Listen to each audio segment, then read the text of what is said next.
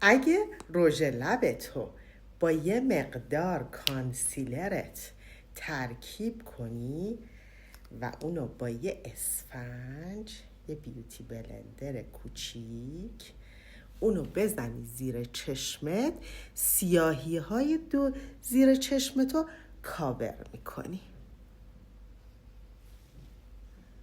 حالا اگه رژ لبتو با یه مقدار وازلین ترکیب کنی،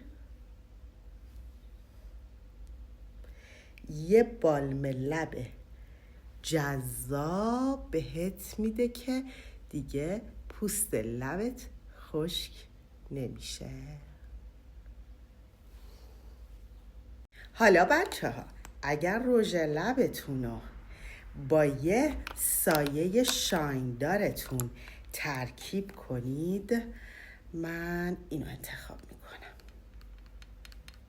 با یه سایه شایندارتون ترکیب کنید، یه رژ لب شایندار خوشگل بهتون میده.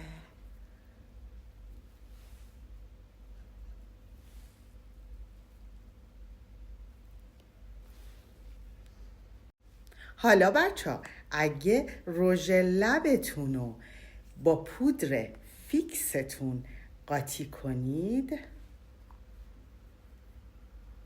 یه رژ لب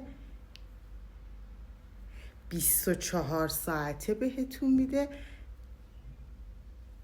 که دیگه با هیچی پاک نمیشه.